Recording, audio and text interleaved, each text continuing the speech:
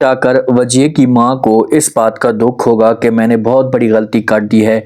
अपने पाँव के ऊपर मैंने कुल्हाड़ी मार दी है। अगर मैं अपनी बेटी के साथ ऐसा ना करती तो कभी भी मेरी बेटी का जो घर है इसे बर्बाद ना होता। इतना प्यार करने वाला इसे हस्बैंड मिला था, इसे खुशियाँ दे रहा था, लेकिन मैंने बीच में ऐसा शक डाला कि इनकी तलाक हो गई और अपनी बेटी की मैं ज़िंदगी बर्बाद कर चुकी। अनुषे को भी आर्श होता है ना, ये छोड़ देता है अपने घर में जाकर, जब वो छोड़कर आ जाता है और बच्चा भी इसे ले लेता है।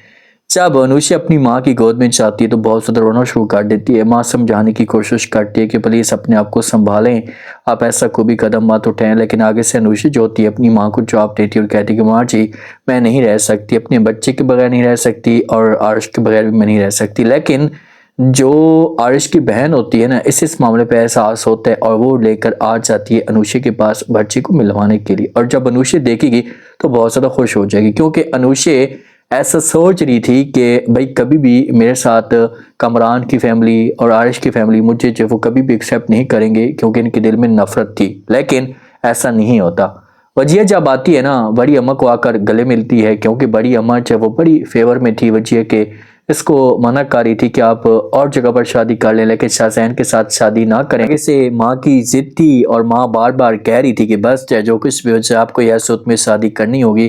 तो फिर इससे मजबूरी में आकर जो वो शादी कर ली। जब से अपनी बड़ी अम्मा को आकर गले मिलती है, बहुत से रोना धोना शुरू कर देती है, आंखों के अंदर आंसू होते हैं। तो बड़ी अम्मा जो होती है थोड़ी सी परेशान हो जाती है, इसे पूछती और कहती खैर तो है, आप इतनी उदास इतनी परेशान क्यों लग रही हैं। तो आगे से जो वजिया होती है अपनी माँ को सब कुछ बता देती है और कहती कि शाहजैन ने मेरे साथ धोखा किया है, वो मेरे साथ मोहब्बत नहीं करता था, सिर्फ उसे अपना बदला लेने के लिए उसने मेरे साथ शादी की है।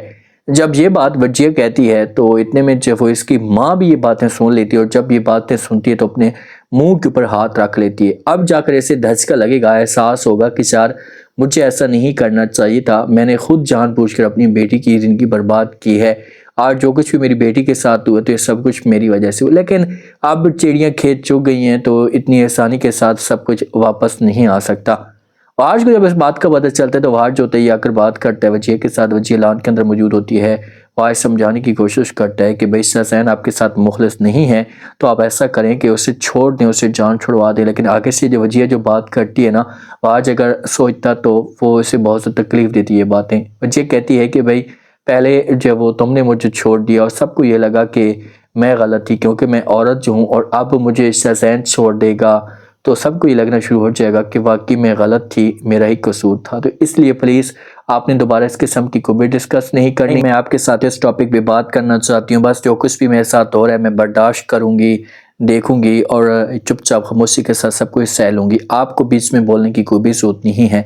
समझाने की आवाज़ ज़रूर कोशिश करेगा कि वजिया मेरी बात तो सुन, लेकिन आगे से वजिया जो होगी ये साफ अल्फाज में इनकार कर देगी कि बस बहुत हो गया, मैं आपके साथ किसी किस्म की कोई बात नहीं करना चाहती और नई बात सुनना हो चाहती हूँ। तो बेहतर यही होगा कि मुझे तंग मत कर। अब देखते हैं कि नेक्स्ट एपिसोड में क्या होता है। क्या वजिया हमेशा के लिए जो वो शाहजैन से तलाक लेगी, इस शाहजैन को अपनी गलती का एहसास होगा।